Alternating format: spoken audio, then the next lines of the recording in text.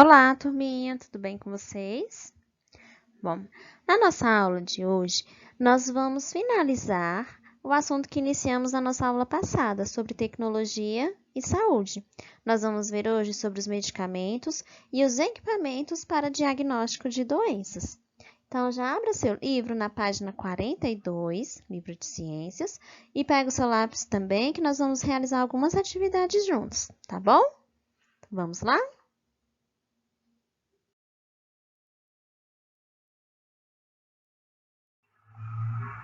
Acompanhe a leitura na página 42. Os medicamentos. Quando o corpo está doente, existem medicamentos que podem ajudar. Alguns deles tratam os sintomas das doenças. No caso da gripe, por exemplo, eles são utilizados para reduzir sintomas como febre e dores pelo corpo. Há medicamentos utilizados para matar os micro-organismos que causam infecções. É o caso dos antibióticos. Marquem aí no livro de vocês, no primeiro parágrafo, essa parte. Quando o corpo está doente, existem medicamentos que podem ajudar. Alguns deles tratam os sintomas das doenças.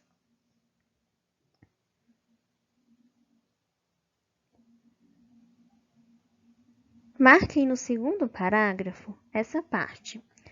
Há medicamentos utilizados para matar os micro-organismos que causam infecções. É o caso dos antibióticos.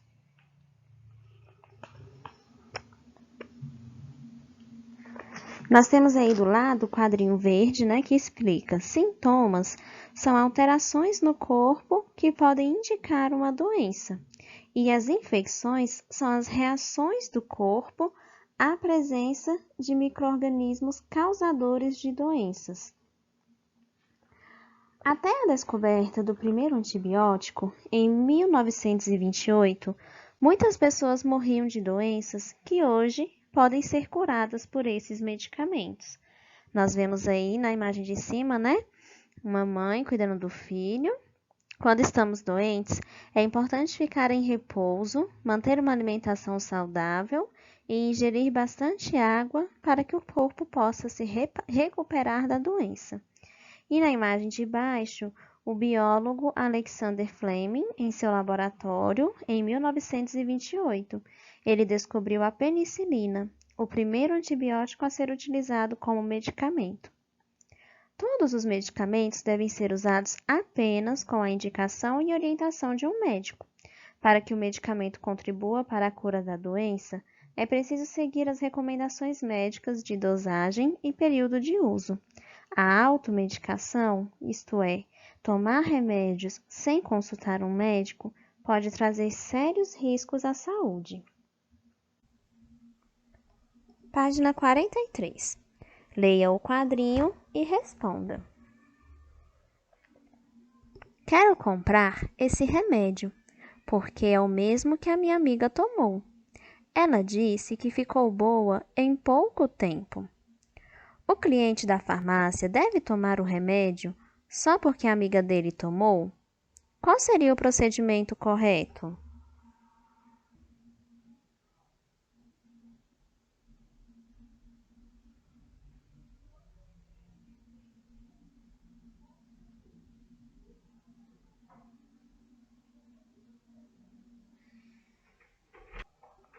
Então, o cliente deve tomar o remédio só porque a amiga dele tomou? Não, né? Por quê? O remédio pode ter sido útil para a amiga, mas pode não ser útil para ele. É preciso que se procure um médico, para que o médico possa receitar. Então, a atitude correta, o procedimento correto seria ele procurar um médico.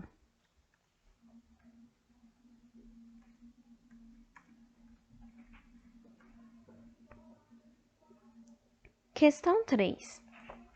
Leia o texto, observe a imagem e responda.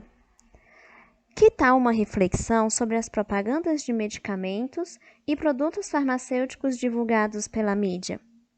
Você liga a televisão, abre um jornal ou revista, vê cartazes e anúncios em outdoors, ônibus, trens, metrô. Todos prometem maravilhas e alívios rápidos. Os medicamentos são essenciais quando receitados e usados adequadamente para diagnosticar, prevenir e curar doenças. Utilizados de maneira incorreta ou consumidos sem orientação médica, podem causar efeitos indesejáveis e oferecer sérios riscos à saúde. Aí do lado, na imagem, nós temos a capa da cartilha da Anvisa sobre o uso de medicamentos. O que vale a pena saber sobre a propaganda e o uso de medicamentos? A informação é o melhor remédio. A. Que mensagem a imagem passa para você?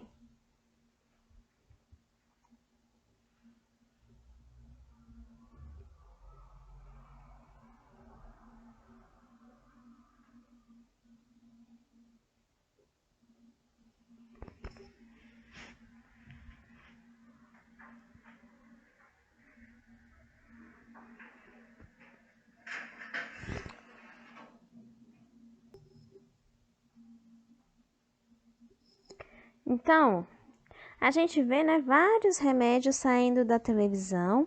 A gente tem aí, essa imagem mostra pra gente, por exemplo, o excesso, né, de propagandas, por exemplo, de remédios, e as pessoas acharem que esses remédios vão fazer efeito para elas, né?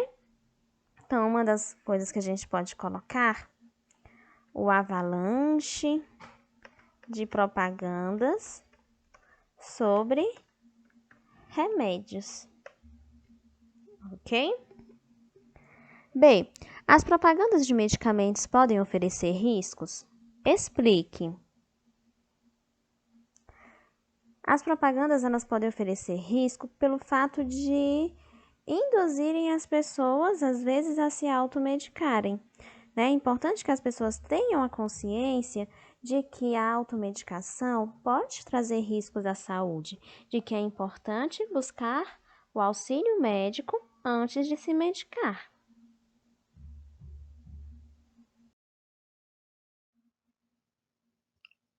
Página 44. Equipamentos para diagnóstico. Atualmente, existem muitos equipamentos que ajudam no diagnóstico de doenças.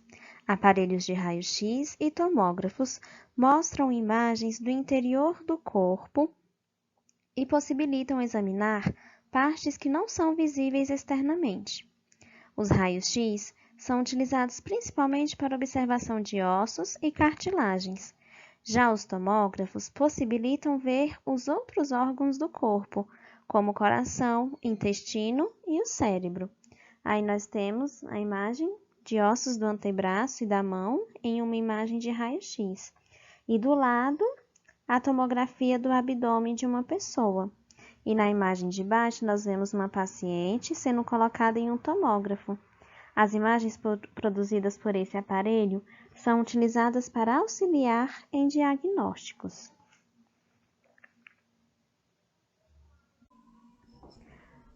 Página 45. Os microscópios ópticos permitem analisar diversos materiais, como sangue, pele e fezes. A análise do sangue mostra se as células estão saudáveis e nas quantidades consideradas adequadas.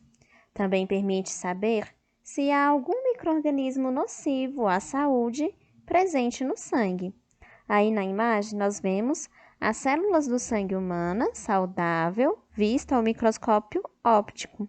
Teve um aumento aí de 630 vezes. Outro tipo de exame que auxilia no diagnóstico de patologias é o de fezes, que é capaz de identificar a presença de micro-organismos causadores de doenças. Questão 4. Leia o texto e assinale a alternativa correta. A malária é causada por um protozoário transmitido pela picada de um mosquito. Dentro do corpo humano, o protozoário vive parte de sua vida no sangue. Um método de diagnóstico da malária é através de exames de raio-x para avaliar a saúde dos ossos do paciente, por um exame de sangue ao microscópio para verificar se há protozoário no sangue, através do exame de fezes ao microscópio para verificar se há protozoário nas fezes, ou através de uma tomografia para verificar em qual parte do corpo humano o protozoário se encontra. Qual dessas alternativas está correta?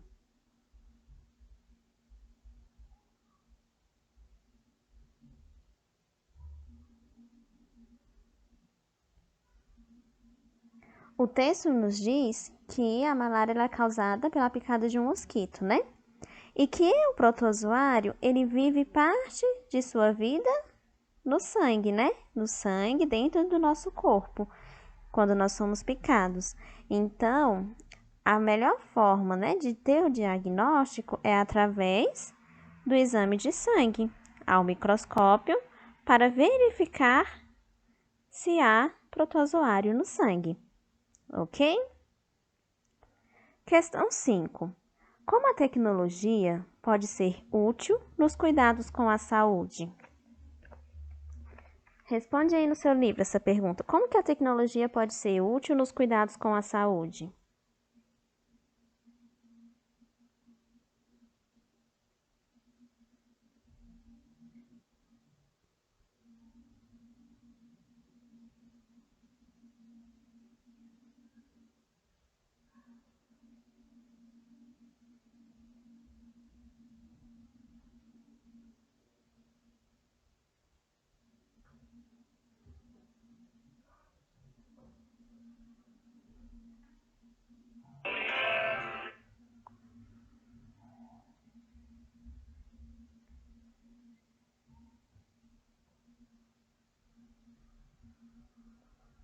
Então, a tecnologia ela pode ser útil, né, com a criação de vacinas, remédios e equipamentos que auxiliam no diagnóstico de doenças, né?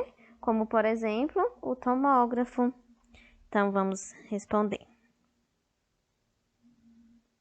Com a criação de vacinas, remédios e de equipamentos que auxiliam no diagnóstico de doenças. Ok?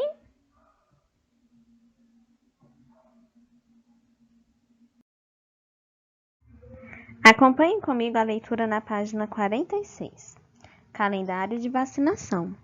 Você já deve ter tomado algumas vacinas em sua vida e continuará tomando outras ao longo dos anos para proteger a sua saúde. A vacinação é um direito de todos os cidadãos brasileiros. Desde 2004, existe um calendário obrigatório de vacinação para crianças, adolescentes, adultos e idosos. Isso quer dizer que o governo estabelece regras sobre datas, doses e tipos de vacinas a serem ministrados. Existe até um documento próprio para controlar as vacinas que uma pessoa deve tomar. É a carteira de vacinação. Essas ações garantem que muitas doenças sejam erradicadas ou que haja cada vez menos pessoas afetadas por ela. Outra ação importante são as campanhas de vacinação. Nas campanhas, o governo divulga informações em vários meios de comunicação e chama a população para ser vacinada. Um exemplo bem-sucedido foram as campanhas contra a poliomielite, uma doença que causa a paralisia infantil. A vacinação contra essa doença é muito simples.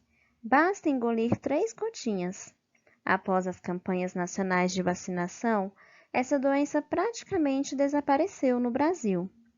Mesmo fora dos períodos de campanha, as vacinas podem ser encontradas nos postos de saúde e não têm custo nenhum. Você sabia? Os animais de estimação também devem ser vacinados. As vacinas, além de protegê-los de doenças específicas, Também protegem as pessoas de doenças que podem ser transmitidas por eles ao ser humano, como a raiva e a leptospirose. Agora vamos responder a página 47. Questão 1. Quem tem direito à vacinação no Brasil? Volta lá no texto que nós acabamos de ler.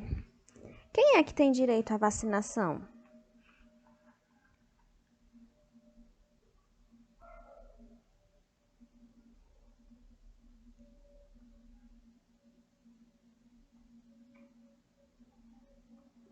No primeiro parágrafo do texto fala assim: você já deve ter tomado algumas vacinas em sua vida e continuará tomando outras ao longo dos anos para proteger sua saúde. A vacinação é um direito de todo cidadão brasileiro. Então, quem tem direito à vacinação no Brasil? Todo cidadão brasileiro.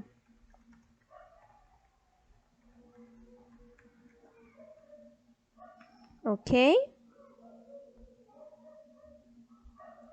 Questão 2. Quem regula as vacinas, as doses e as datas em que as pessoas devem ser vacinadas?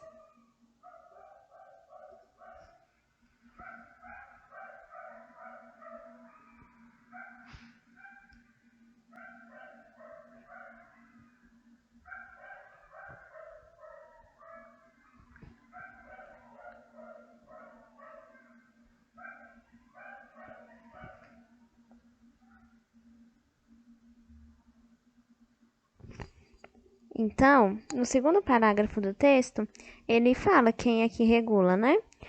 Ele diz assim: desde 2004 existe um calendário obrigatório de vacinação para as crianças, adolescentes, adultos e idosos. E isso quer dizer que o governo estabelece regras sobre datas, doses e tipos de vacinas a serem ministrados. Então, quem regula é o governo.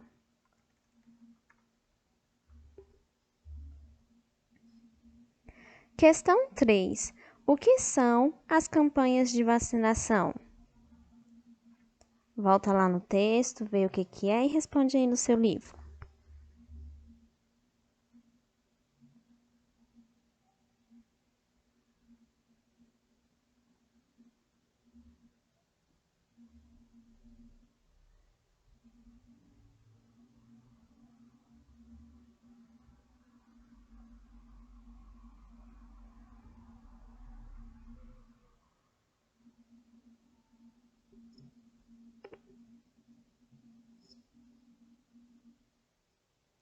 Então, as campanhas de vacinação são as divulgações, né, de informação, a divulgação de informações e o chamado para que os cidadãos tomem vacina, né? No quarto parágrafo do texto fala: outra ação importante são as campanhas de vacinação. Nas campanhas, o governo divulga informações em vários meios de comunicação e chama a população para ser vacinada. Então, o que são as campanhas de vacinação? Uma forma de divulgar informações sobre a vacina e chamar as pessoas para que sejam vacinadas. Ok? Questão 4. Observe ao lado o cartaz de uma campanha de vacinação contra a paralisia infantil. Quais informações você obtém nesse cartaz?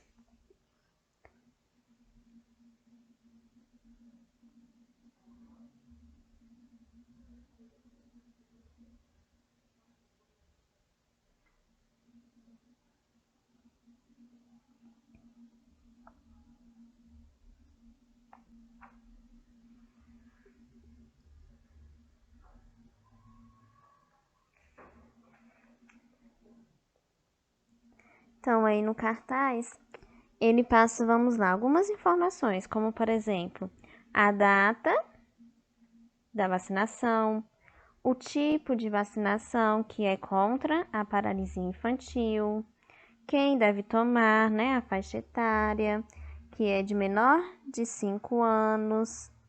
Que mais? E os documentos que são necessários levar, né? Que é a caderneta de vacinação. Então, vamos colocar as informações: data, tipo de vacina, faixa etária e os documentos necessários.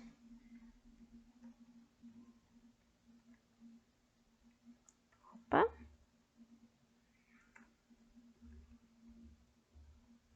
Ok? Você já viu algum cartaz parecido? Lembre-se das vezes em que foi vacinado.